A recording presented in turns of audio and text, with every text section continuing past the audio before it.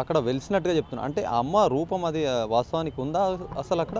అక్కడ కావచ్చు, ఇంకెక్కడ కావచ్చు. వాస్తవంగా మణిదీపేశ్వరి అనే అమ్మవారు లేదని కాదు. ఆ మణిదీపేశ్వరి అంటే ఎవరంటే ఆ అఖిలాండకోటి బ్రహ్మాండ నాయకి ఆ యొక్క లలితా సుందరి మాతనే. కానీ ఎక్కడైనా వెలిసింది అని అంటే అక్కడ స్వయంభూ అని అంటారు. నాకు తెలిసి ఇక్కడ అయితే ఆ ఇంట్లో అక్కడైతే స్వయంభూ అయితే కాదు. పోని ప్రతిష్ట చేసినారు అని అంటే వచ్చింది అని అంటే కనీసం ప్రాణప్రతిష్ఠ చేసి ఆ యొక్క ఒక పూజారి ఒక కనీసం వేదం కనీసం స్మార్థం నేర్చుకున్నటువంటి ఒక బ్రాహ్మడితో అది చేయించాలి. మరి అక్కడైతే ఏమీ లేదు. ఆమె చదువుకున్నదా, లేకపోతే ఆమె ఆ వేదం నేర్చుకున్నదా, లేకపోతే ఆడవాళ్ళు అక్కడ ఆ చేసే పూజాక్రియాలు కూడా ఆమె ఏం చెప్తున్నది, నా దగ్గర ఏ పూజలు చేయాల్సిన అవసరం లేదు, మీరు వచ్చి అమ్మ నామని చెప్పుకోండి, మీకు అన్నీ మంచిగా అవుతాయి. అయ్యా 30 ఏళ్ళు 40 ఏళ్ళు కష్టపడుతూ జపసాధనలు చేసుకుంటే కూడా మాకు అమ్మవారు ప్రత్యక్షంగా అంది.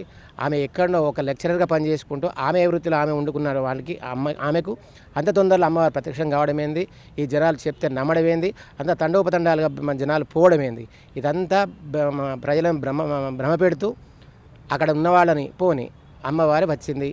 వచ్చిన తర్వాత అక్కడ వచ్చిన భక్తులను అమ్మ నాకు ఈ కోరిక ఉన్నది అని అంటే మెల్లగా సాంత్వనపరిచి ఆ అమ్మవారు ఆ కోరిక తీరుస్తుందా, లేకపోతే పెట్టి గప్ప గుద్దుతుందా? మరి ఇంతవరకు అయితే ఈ యొక్క సనాతన ధర్మంలో అయితే ఏ దేవత కూడా వచ్చిన భక్తులను పెట్టి గుద్దినది, చెంపల మీద కొట్టినది అయితే దాఖలా లేవండి. మరి ఇప్పుడైతే మనకే క్లిప్పింగ్స్ వస్తున్నాయి. ఒక భక్తురాలు నాకు ఇట్లా ఉన్నదంటే పెట్టి గుద్దడం జరిగింది. ఇవన్నీ చూసిన తర్వాత బాధ అనిపించే మీ మీడియా సహాయం తీసుకుంటున్నాం. మీ మీడియా వాళ్ళే అక్కడికి వెళ్ళి ఆ నిగ్గు తేల్చి ఆ యొక్క విషయాన్ని బట్టబయలు చేసి ఇటువంటి దొంగలందరినీ కూడా మన యొక్క నిజాం బాంచే కాదు, ఈ యొక్క ఊరి నుంచే పారదోలాలని చెప్పని సవినయంగా విన్నపం చేస్తున్నాం.